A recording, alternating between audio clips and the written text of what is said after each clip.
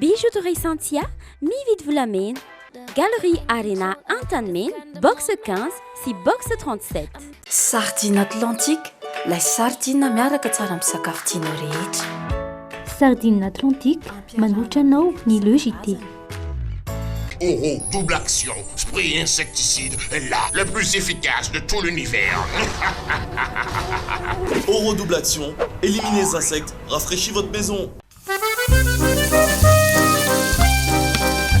Beurre Montfleury, manolotra anao ny logité. Plus de force, plus de masse, 2 fois moins de cheveux sur la brosse. Faites le plein de force. Nouveau Elsa Full Resist de L'Oréal Paris. Nous le valons bien. Les dernières actualités avec le JT et la carte Visa Mvoul. La carte Visa Mvoul, une carte internationale, sans engagement, sans compte bancaire. Le monde entier accepte Mvoul.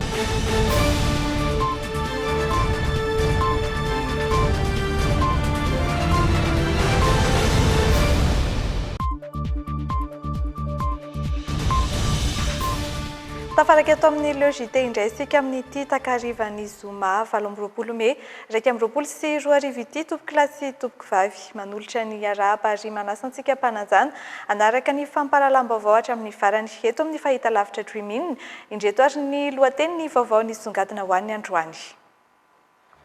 Manao antsoaviny amin'ny tsy ampifangaroana manodidina ny vaksiny fanefitry ny Covid sy ny resaka politika ny RDS roso amin'ny demokrasia sosialy.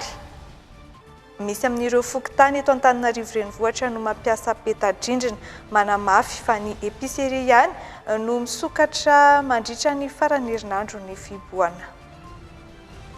Hotaterina amintsika ato anatin'ny logité ny fanazavana momba ny fahafahan'ireo mpandraharaha misehatra amin'ny fizahantany hanemitra ny fandoavan'ireo etrany. Voaroro tao anatin'ny ilay raharaha volamena 17 kilao ny tale jeneralin'ny ACM na ny aviation civile de Madagascar ka no tanànamponja vonjomaika ny arivan'ny alakamisy teo. Taoriny Ricardo Omaly dia nahazo medaly volamena ihany koa itojo Andriatsitoaina teo amin'ny fiadiana izay ho tompon-dakany Afrika eo amin'ny taranja fibatana Fonjamby. Somary mangingina ny fankalazana ny fetiny reny androany nefa no fotoana farany ahafahana miantsena.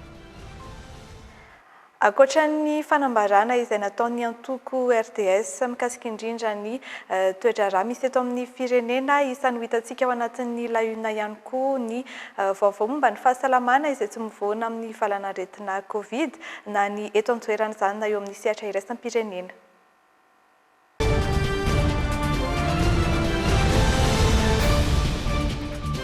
Nanao fanambarana indray mikasika ny fitantanana ny ady amin'ny valanaretina Covid ny antoko RDS na ny roso amin'ny demokrasia sosialy niompana n'izany betsaka ny manodidina ny vaksiny fanefitry ny coronavirus izay niantsona izy ireo ny tsy ampifangaroana izany amin'ny politika mba ahafahany tsirairay andray andraikitra. Mitatitra ny vaovao mikasika izay Iandralaina Andriamasy Totarajarinjato.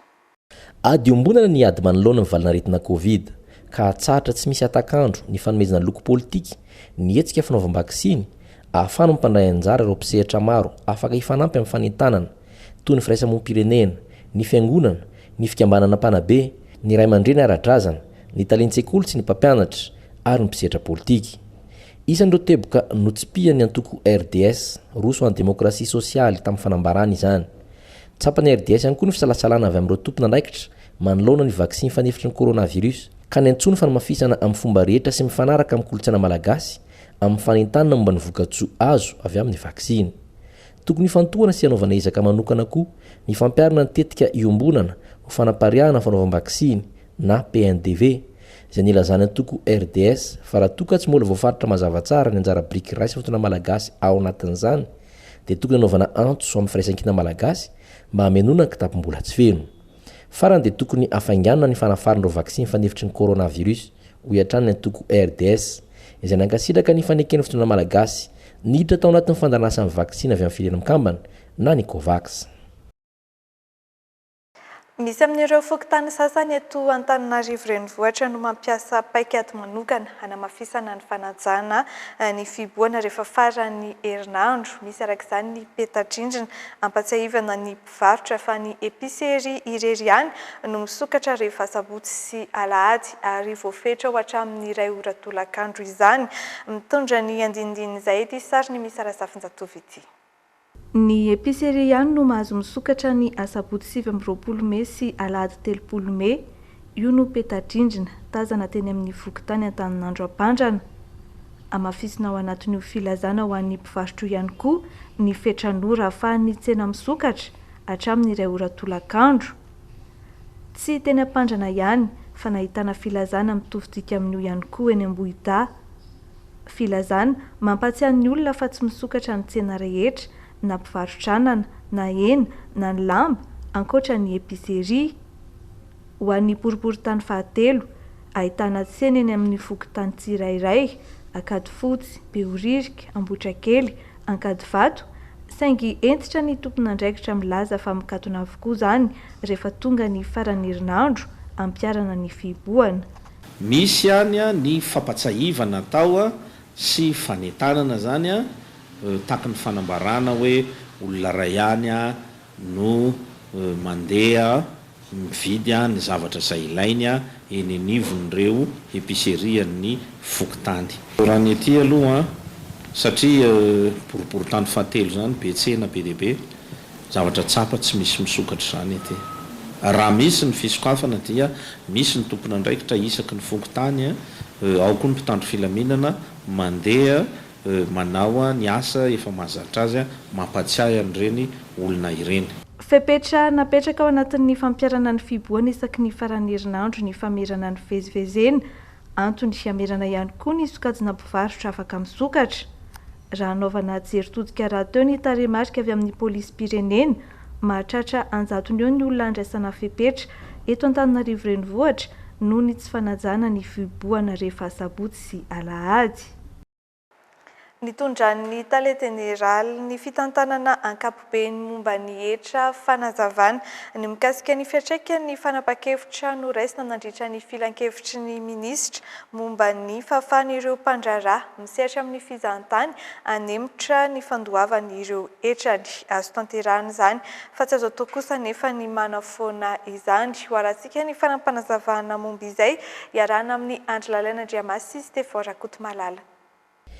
Ireo orinasa rehetra mandraharaha amin'ny fizahantany toy ny entreprise de voyage, ireo prestataires touristiques izay misy ny agence de voyage licence A, ireo tour opérateurs avec licence E, ireo prestataires spécialisés manana licence C, ireo trano fandraisam-bahiny sy toeram-pisakafoana ary misehatra ny fisarana dia na guide touristique no nambarana Tele-Général fitantanana ankapobeny ny hetra fa misitraka ilay fahafahana mampiematra ny fandoavana ireo hetra mahakasika ny vola miditra na impôt sur le revenu araka ny volazan'ny filan-kevitry minisitra farany teo. No mariny Germain fa hetra ho an'ny orinasa tanteraka izany kanefa tsy maintsy atao ny filazalazana araketra amin'ireo hetra alaina amin'ny karama na IRSA sy ny hetra alaina amin'ny vola miditra na TVA mba ahafana milaza fa nisy trosa tamin'ireo ka azo ifanarahana na alaina indray rehefa miverina amin'ny laoniny fiainam-pirenena ankapobeny. Nanomerarina izany ny Tele-Général fitantanana ankapobeny hetra satria misehatra olana goavana amin'izao fotoana ireo mpandraharaha sy orinasa misehatra ny fizahantany. Nolaviny Germain kosa ny fanafoanana ny fanefana hetra na amnistie fiscale satria ny antemera rotonta sy mavamboaka sy loolona no manome lalana ny sampandraharaha fandoavan-ketra amin'ny fakana hetra sy ny fanafoanana hetra. Tsy maintsy manaraka ny zava-misy maneran-tany raha teo isika. Hatreto dia tsy misy afa-tsy ny fanemorana fandoavan-ketra no fepetra raisy ny firenena maro maneran-tany. Tafakatra 720 sy 700 ireo nodomandro noho ny Covid. Ny ampidimy indray izany omaly olona 5 izay samy avy eto Analamanga avokoa, miisa 220 kosa ireo tranga vaovao. Ny Antsipirian'ny Antotanisa maneho ny fivoaran'ny faranaretina Covid ho an'ny omaly ary no arahantsika ato anatin'ity vaovao tanteriny Andry Lalain'Andriamasy sy Doda Rajarinjato ity. Ny ampy olona 5 izay avy eto amin'ny faritra Analamanga avokoa ireo olona efa nodomandro noho ny coronavirus teto Madagasikara omaly. Tonga vita amin'ny 27 izany ireo efa maty ny Covid nanomboka ny Martsa 24. Ho an'ny tranga vaovao kosa dia mbola eto Analamanga no nahitana betsaka. tranga vaovao 7 tamin'ireo 20 hita tamin'ny fitiliana misy 570 no aveto, 130 voatily teto Antananarivo renivohitra, 7 avy ho anavaradrano Atsimondrano, 5 tany Andramasina ary 2 ho any Manjakandrina. Ankoatr'izao dia faritra 10 no ahitana ny ambiny, Dianaro, Alaotra Mangororo, Mahatsiatrambony iray, Vakinankaratra iray, Atsimandrefana iray, Menabe 2, Amoromani iray, Itasy 3 ary Sofia iray. Atreto izany dia olona misa 470 sy 4 alina ireo olona efa nitondra sy mitondra ny tsimikaretina coronavirus. 3 ireo mbola manaraka fitsaboana ka 400 no marary mafy. 100 ireo sitrana omaly izay nampiakatra amin'ny fitambaran'ireo olona sitrana ho 430 sy 4 alina. Eo amin'ny maresaka avy any ivelany mikasika izay valanaretina Covid izay niditra amin'ny fiboana fanefatra nanomboka androany ny mponina ao Melbourne, Australie ho fanamafisana ny ady atao amin'ny Covid any an-toerana. Ny tombo indray ny tany marary raha efa saika ho foana izany. Mbola andalam-pandrosoana raha teo ny fanaovam-bakisiny ny mponina noho ny fieverana fa naomby ny paikady napetraka iadina amin'ny valanaretina. Niteraka fifanomezan-tsiny eo amin'ny ankolafo politique any an-toerana nefa izao fanapa-kevitra noraisina izao. Des rues vidées de ces 5 millions d'habitants. Niverina niatrika fihiboana nanomboka ny maraina teo ny mponina ao Melbourne, tanàna ao Australie noho ny fanahinany mety ho fianaka ny variant indiana ao an-toerana. Ity ny fihiboana fa efatra trehan'ny mponina hatramin'ny nanomboan'ny valanaretina, ahatra hatramin'ny 7 andro izany. Ny tombo avy roa ny tahany marary ny Covid-19 ka izany no antony nandraisan'izao fanapahan-kevitra izao raha nambaran'ny tompon'andraikitra. Mahery vaika no sady mora mifindra raha teo ity karazana virus ity ka ny fandraisana fepetra entitra sy aingana mifanaraka amin'izany no vahaolana akaiky indrindra. Mandritry ny fiatrehana izao fieboana izao, mikatona avokoa ny sekoly isan-tsokajiny, ny toeram-pisakafoana, toeram-pisotroana, voarara ihany koa ny fivoriana rehetra ary tsy maintsy mitondra arivavy ireo tsy maintsy mivoaka ny trano. Marihana fa ireo izay manana antony mazava ihany moa no mahazo alalana ho amin'izay fivoahana ny trano izay.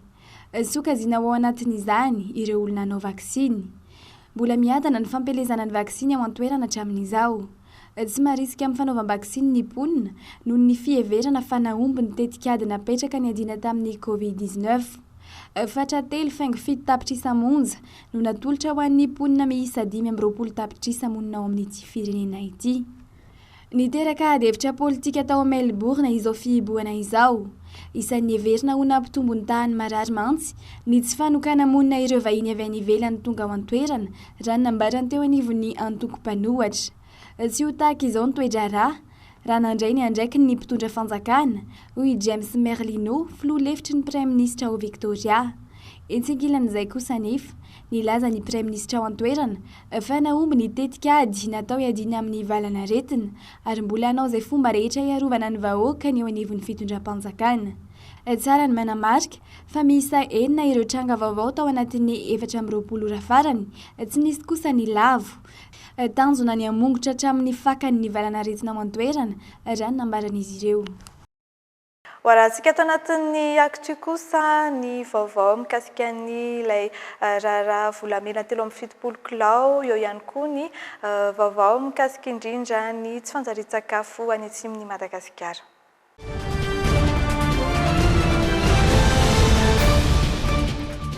Araky ny efa natsidika tamin'ny lohatenim-baovao teo dia nampidirina amponja vonjomaika ny alakamisy hariva teo Itovo Ramaolomiaso Rabemanantsoa, tale général-ny ACM na ny aviation civile de Madagascar. Voaroroy tao anatin'ny raharaha volamena 370 kilao tratra tany Afrika Atsimo ny tenany. Nahazo fafana vonjomaika kosa ny tompon'andraikitra iray tao amin'ny orinasa STA izay niara-niatrika fampanoavana taminy. Ny alakamisy hariva teo no niatrika ny fampanoavana teny amin'ny rafi-pitsarana miady amin'ny kolikoly na ny PAC ny tale général-ny aviation civile de Madagascar Tovo Ramaolomiaso Rabemanantsoa no enona niaraka tamina tompon'andraikitra iray tao amin'ny STA ny tenany. Tamin'ny volana janoary 2024 no efa tazana teny amin'ny PAC ny tale général-ny ACM tao anatin'ny raharaha nahatratrarana volamena 370 kilao tany natera-tany malagasy tao Afrika Atsimo ny 13 Desambra 2024. Ny sekretera jeneraly ny ACM no voasaringotra tamin'ny fotoana io ka nahiditra ponja vonjomaika niaraka tamina olona 7 hafa tamin'io volana janoary io. Tany tsy afa ireo lehilahy raha toka tany Antanimora ny vehivavy iray. Nohainon'ny zandarmariam-pirenena hitovy raha maolo miasora be manantsoa ary niatrika fitsarana ka nampidirina amponja vonjomaika tao Antanimora ny alakamisy teo. Nahazo fahafahana vonjomaika miampy fanariamaso aram-pitsarana ny tare jeneraly ny kompania mpitaterana STA. Vezatra nitazomana azy ny kolikoly teo ihany koa ny firaisana tsokombakomba amina fandikan-dalàna momba ny arena-kibony tany, ny fanararotana andraikitra ary ny fikambanan'ny jiolahy. Androany no niara-nientana tamin'ny fikarakarana ny dingana fangatahana fahafahana vonjomaika ho an'ity tale jeneraly ny ACM ity ireo mpiaro azy. Saingy niparitaka teny amin'ny tambazotra antserasera ny filazana fa efa nivoaky ny fonja io marain'io ny tenany. Tamin'ny volana aogositra 2024 no notendrena ny tale jeneraly ny ACM. Maro ireo nametram-panontaniana tamin'ny fomba nanendrena azy. Misy ireo milaza fa olona ambony no nametraka azy teo amin'io andraikitra io. Rary ny raha mora foana ny hanafanganana ny dingana hamoahana vonjomaika azy. Miariary zao ny tsy fahatombanana maro teo anivon'ny aviation civile de Madagascar. Efa niatrika ny PAC tamin'ny volana novambra 2024 tamina rara kolikoly niaraka tamina tompon'andraikitra tao amin'ny ACM ity tale jeneraly ity saingy nahazo fahafahana vonjomaika. Hatreto misy 13 ireo olona voatazona vonjomaika any amin'ny fonja amin'ity raharaha volamena ity raha toka mbola mitohy ny fikarohana olon-kafa voaroy tamin'ny raharaha ihany. Ny fanjakana malagasy kosa mbola mifampirarahatra any amin'ny famerenana ireo volamena aty Madagasikara sy ny fampidiana ireo voaroroy 3 mirahalahy izay any Afrika Atsimo mba hiatrika fitsarana aty an-toerana. Efa eny amin'ny ministeran'ny fahasalamam-bahoaka amin'izao fotoana ny antota taratasy fangatahana fanafarana vaksiny ho an'ny sehatra tsy miankina izay nataon'ny fikambanam-ben'ny orinasa maniry ny hanao vaksiny ireo mpiasa eny anivon'ny orinasa Afakaba. Niompanany amin'ny Johnson & Johnson ny safidin'izy ireo ary miandry ny fankatoavan'ny fanjakana. Misy fiantraikan'ny ratsy teo amin'ny fiodinan'ny orinasa ny valanaretina Covid. Mandarina tsikelikely ny fiainan'ny orinasa mpamokatra lamba ny fiverena ny fisokafan'ny tsena iraisam-pirenena araka ny nambaran'ny fikambanam-ben'ny orinasa Afakaba sy ny mpiara-miombona aminy. Mitatitra ny vaovao mikasika izay feno ajariana sy Dodara Ajaranjato. Telo isanjaton'ny orinasa Afakaba no nampiato ny asa nanomboka ny volana Martsa 2024 araka ny fikambanam-ben'ny orinasa Afakaba sy ny mpiara-miombona antoka na ny GEFP. Ny kaso tanteraka ny 700 isanjaton'ny asa na dia teo aza ireo mbola nanohy ny asa tao anatin'ny valanaretina, isan'izany ireo call center izay sokajiana ho isan'ny orinasa Afakaba eto Madagasikara. Laharam-pahamehana ankehitriny ny fiarovana ny mpiasa antony andrandrana ny vaksiny ho afarana mitokana araka ny fanazavana.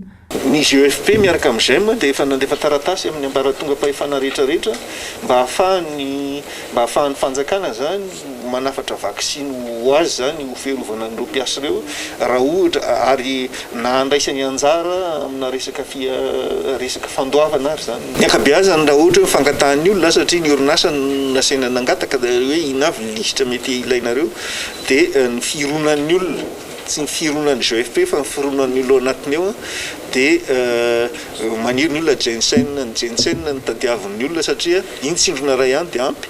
Ny anankiray no mora kokoa ny tehirizana azy na dia misy ary miteny hoe le Pfizer nefa le Pfizer le mila le moins 80 na moins 70 degré le izy nefa tsika tsy manana fotodrafitrasa ahafahana mitahiry an'izay. Fatra hatramin'ny 10 Mesa no alain'ny sehatra tsy miankina raha mivaly ny fangatahana.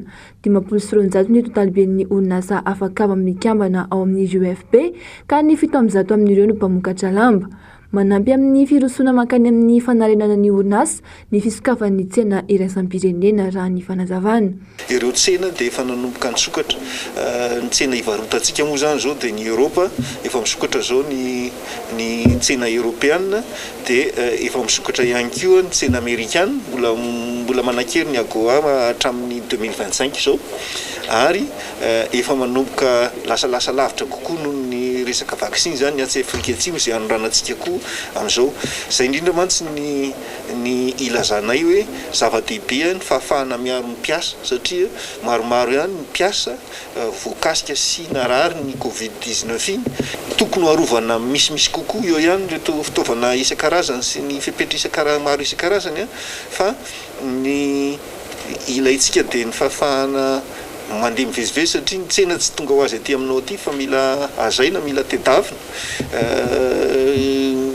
mandeha dia avy eo ilaina koa ny fahafahana manatanteraka an'izay satria tsena iraisam-pirenena ny lalaovantsika dia ny tsena iraisam-pirenena misy fanajana ny délai fanajana ny qualité ilaina dia tsy vita daholo zay raha tsy salama sy en sécurité afaka miasa milamina ny mpiasa. Notoloran'ny fikambanana iraisam-pirenen'ny asa fitaovam-piarovana amin'ny coronavirus ireo sampandraharaha ara-pahasalamana misana ny orinasa tsy miankina na ny orinasa afakaba sy sampana samihafa aron'akanjo ary vava sy orona solomaso fitsapana maripana sy maro hafa mitentina 570 tapitrisa ariary no natolotra ireo sampandraharaha ireo.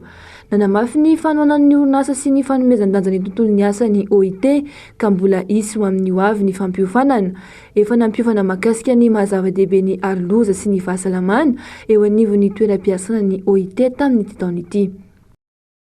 Lafim-baovao hafa kosa indray antapitrisanyireo olona hiaran'ny tsy fanjarian-tsakafo sy ny haintanany amin'ny faritra atsimon'ny nosy iny miatrika fahasahiranana goavana ny ankamaroan'ny mponina ny antoerana amin'izao noho izay antony izay mbola ny ampindray ny voka-dratsy nateraky ny valanaretina Covid nefa izany nanome fanampina ny mponina tao amin'ny commune ambanivohitra Ambatoabo faritra Anosy ny teo anivon'ny Croix Rouge mba ho fanohanana azy ireo tondra tetikasa maritra ho an'ny mponina ihany koa izy ireo analana ny fahasahiranana miompampana miatra amin'ny mponina amin'izao vanim-potoana izao.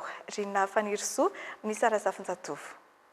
Saika hiaran'ny tsy fanjarian-tsakafo matetika ny ankabeazan'ny mponina any amin'ny faritra atsimon'i Madagasikara efa antaonany maro izay. Antapitrisa mahery izao ireo mponina hiaran'izany any amin'iny faritra iny.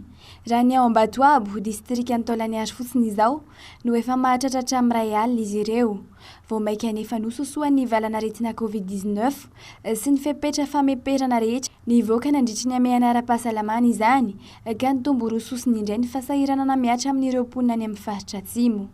Manoloana izany, namatsy fameno sakafo mandritry ny 80 andro ho an'ny mponina ao amin'ny commune Ambatoabo ny teo amin'ny sampana Vonjitaitra na ny Croix Rouge. Ny fandrombonany avy ao Taïwan sy ny teto antoerana moa izany.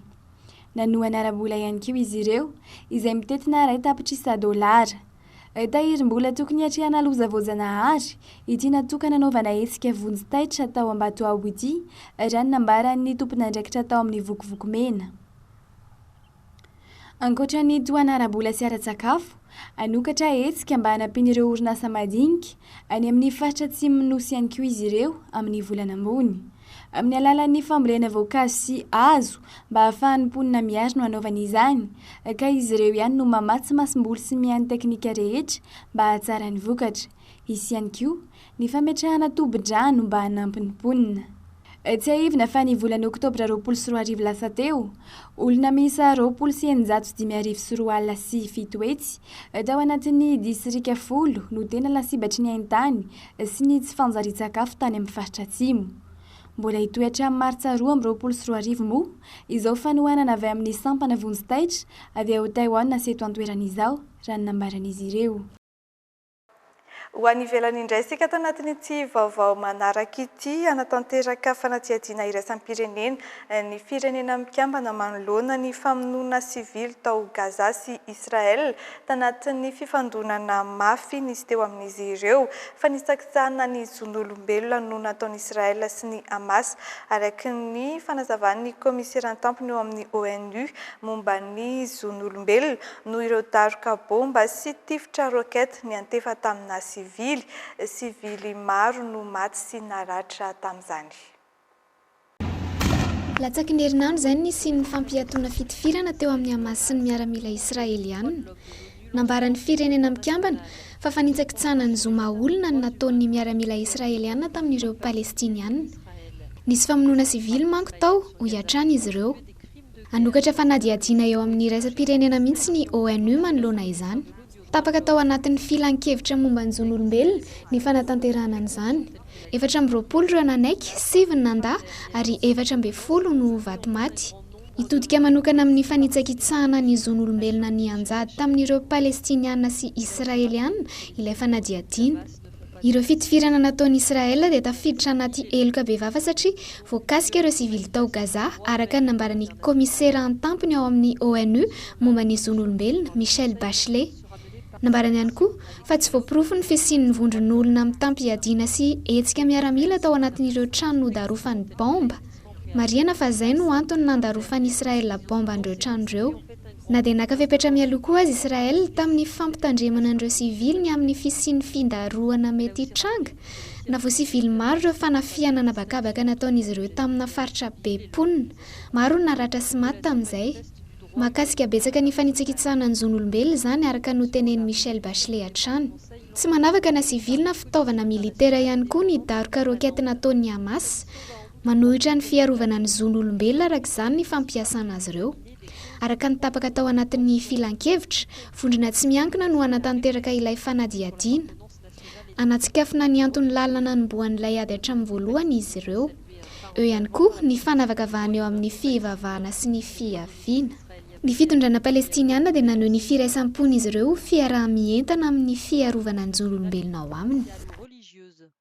Miditra amin'ny tapany fahatelo sady faran'ny logité isika. Mitohatra ny fahombiazan'ireo mpibata fonjam-by malagasy any amin'ny fiadiana izay tompon-dakany Afrika izay mizotra ny Kenya nanomboka omaly taorian'ny Ricardo dia nahazo medaly volamena ihany koa itojo Andriatsitohaina.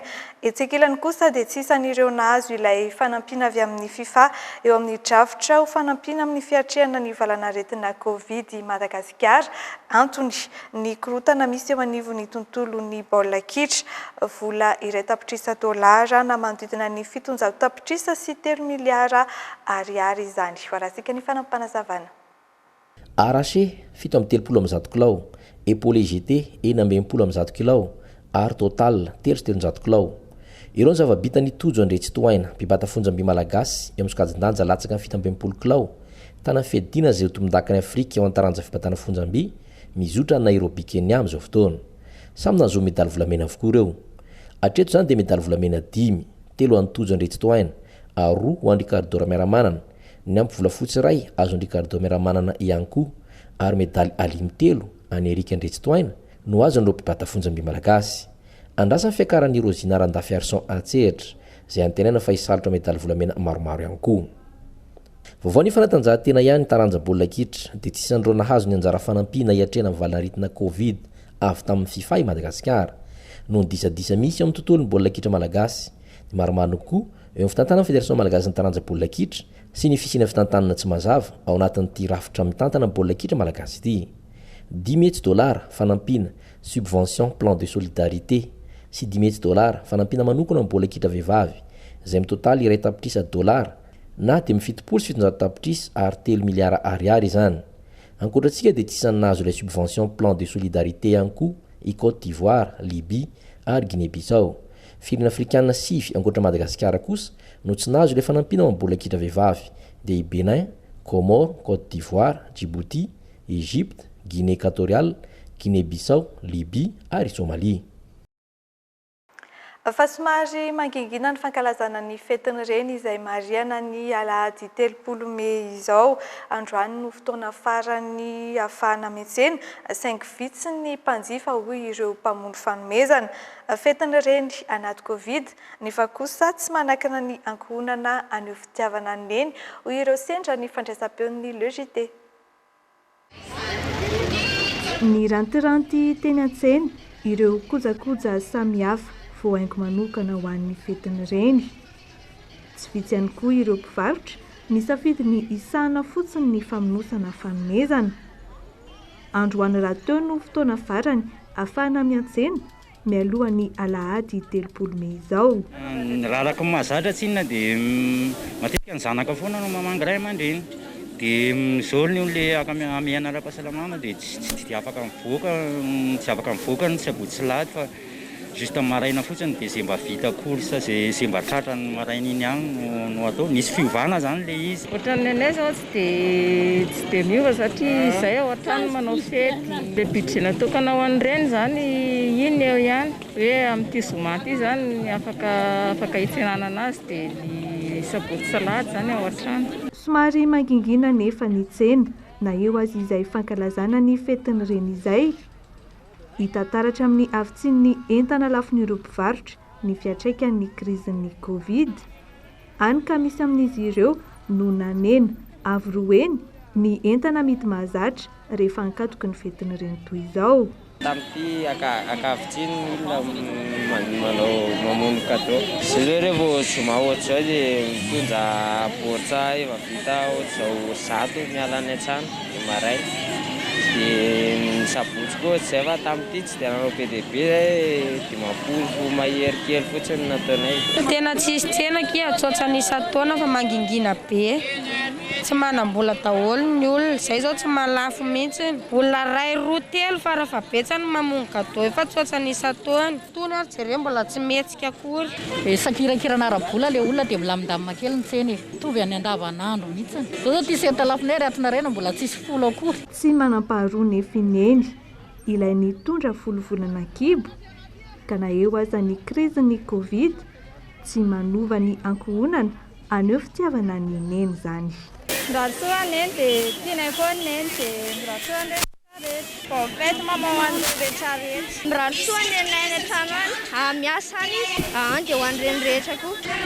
Fety mama tratra ny fety dia mera daholo na rehetra rehetra dia tahiny Jesosy.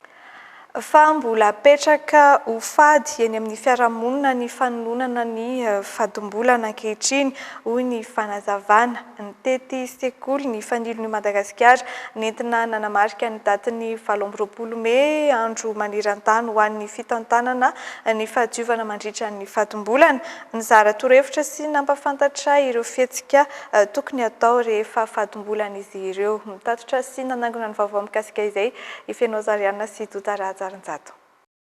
Tsy mahamenatra ny fadimbolana hoy ireto zatovo mpikambana ao amin'ny fanilon'i Madagasikara ireto mijoro ary manentana ny tovovavy mitovy aminy tsy homenatra amin'ny fadimbolana izy ireo. Mandiso ny hevitra voizina eny anivon'ny fiarahamonina ireto tanora ireto. Mbola tsapa tokoa amin'ny fiarahamonina malagasy indrindrandrindra dia tena mbola mahamenatra sy hoe apetraka ny fiarahamonina ho fady ny filazana ny fadimbolana nefa voajanahary amin'ny vehivavy ny fadimbolana ka noho izany dia tokony tsy mahamenatra ary ny fady apetraka ny fiarahamonina dia tena tsy marina velively. Ohatra amin'izany fotsiny zao hoe fady hono ny vehivavy rehefa manodina mayonnaise rehefa tonga fadimbolana dia tsy marina velively satria fomba ahoana moa ny fandraisan'ny mayonnaise ahodina sy ny raha mandeha any amin'ny vehivavy. Tena dia izay no mahatonga anay mijoro manentana fa tsy marina ny fady apetraka ny fiarahamonina ary ny fadimbolana dia tsy mahamenatra. Eo ihany koa tsy maloto velively ny vehivavy rehefa tonga fadimbolana satria voajanahary nataon'Andriamanitra ny fadimbolana. Natokan'ny firenena mikambana ny datin'ny 27 Mey anamariana io fitantanan'ny fidiovana rehefa fadimbolana io. Tovovavy maherin'ny 700 no nitanin'ny fanilon'i Madagasikara manerana ny nosy. Sekoly vitsivitsy no notetezina teto amin'ny faritra Analamanga. Nentanina mahakasika ny fahadiovana sy ny fihetsika atao ary nozarana fitaovana hoenty mitandro ny fahadiovana rehefa fadimbolana ireo zatovo no entanina. Fa ho an'ny Tomasiny sika eto anatin'ity vaovao manaraka ity, vehivavy maromaro mpanasa lamba ao amin'ny fokontany Anjomano mitaraina noho ny tsindry ataona teratany karana iray any an-toerana izay mikasa aka ny toeram-panasan-damba. Nandritra ny 7 taona no nanao tsindry amin'ireo mpanasa lamba ilay karana sy ny vadiny raha ny fampitam-baovao voaray atrandry. Milaza ny tsy anakimory izay tranga izay kosa ireo mpanasa lamba. Mitatitra ny andindininy izay amintsika Remy Prudence sy Stéphane Rakotomalala. Manodidina ny 7 ny vehivavy mpanasa lamba eto amin'ity toerana eto amin'ny fokontany Anjomato Tomasin'ity amin'ny alalan'izay sasa lamba izay no fotom-pivelomana sy karakaran'izy ireo ny ankohonana. Raha ny fitarainan'izy ireo nefa tao anatin'ny 7 taona nitady izay fomba hakana ny tany ny teratany karana iray saingy nandamoaka izany.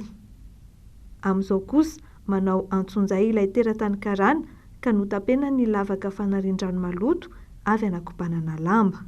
zay zany dia lasa manasa ohatran'izao satria boucher zany le ranonay ato tsisy lalany dia tavozona alefa mandeha ambadika ary zany le lalana dia lasa reraka be zany zay mpanasa zany sady manasa no mitango an'le rano mandeha ery ny badananjareo lalany no omban'ny rano nanasana ay de boucher be de fa ela io afa mantona. Nisy vaditany tonga tampoka teto amin'ity toeran'ity tao anatin'ny andro vitsivitsy izay ary nampitandrina sy nanala ireo mpanasa lamba. Mahatsiaro tratra ny tsindry azo lena ireto vehivavy ireto manoloana ny fikasana fibodona ny toerana fanasana izy ireo lamba. Ny teny lefa le wise tonga teo hoe tadiavanareo bassin anasanareo lamba fa rehefa tsisy bassin anasanareo lamba dia mitadiava fopitany anasanareo lamba. Misy taratasy mazava ve mameno tamin'izay sa hoe ambava fotsiny le mandroka fotsiny izy fa tsisy taratasy meno tsisy lalana zay taloha fa natao nangataka zany zareo hoe ameo lalana zay amoany tongolo nenga taty tamin'le mpanasa taminay taloha nanasa tao zany taloha fa ela dia noho nahazo lalana zany zareo dia donginjareo zany le tany bassin. Manao antsova amin'ireo manam-pahefana mba hijery akaiky ny olana mianjady amin'izy ireo mpanasa lamba ao amin'ny fokotany Anjomato-Masina. Samy tsy mbola nahazo mpanazavana mikasika ity raharaha ity kosa ilay teratany Karana sy ny vadiny ary tahak'izay ihany koa ny avy amin'ny farim-piadidiny ny tanàna ny Toamasina. Adiva ifarana ny fiarahantsika ato anatin'ny logité fa mialoha izay andao fantarina vetivety hoe anahoana ny mety ho toetry ny andro ho amin'ny rampitso sabotsy 7 Mey 2024.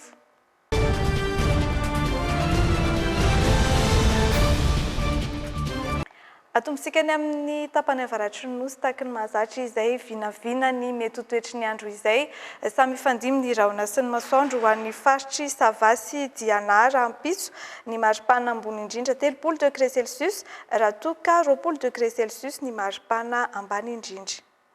Ibalika sy ho tsara ny andro ho an'ny faritry Boeny, Melaky ary Betsiboka ifandimy kosa ny rahona sy ny masoandro ho an'ny faritry Sofia ny maripana eo anelanelany 20 degré Celsius sy 20 degré Celsius. Ibalika ihany koa ny andro rampitso any amin'ny faritra Loatra Mangoro ary ifandimy ny rahona sy ny masoandro ho an'ny faritra Tsinanana sy ny faritra Analanjorofo eo anelanelany 19 degré Celsius sy 30 degré Celsius ny maripana. Ho tsara ny andro ho an'ny faritra Analamanga tahak'izay ihany koa ho an'ny faritry Tasy Bongolava ifandimy ny rahona sy ny masoandro ho an'ny faritry Vakinakaratra eo anelanelany 7 degré Celsius sy 20 degré Celsius ny maripana. Samy balika sy ho tsara ny andro ho an'ny faritra Tsimotsinanana Fatovavity Vonany tahak'izay ihany koa ny any amin'ny faritra Moronmany, Matsiatra Ambony ary Orombe ny maripana ambony indrindra 17 degré Celsius ary 10 degré Celsius ny maripana ambany indrindra. Ho tsara sy balika ihany koa ny andro rampitso an'ny faritry Menabe, Tsimondrefana, Androhy ary ny faritra Anosy eo anelanelany 30 degré Celsius sy 19 degré Celsius ny maripana. Hatreo ny fiarahantsika tompoko lahy sy tompoko vavy ankasitrahany ianao nanaraka ny logité hatramin'ny farany tamin'ity androany ity mametraka ny veloma ho amin'ny manaraka indray ny tenako mirary soa sy fahasalamana ho antsika rehetra.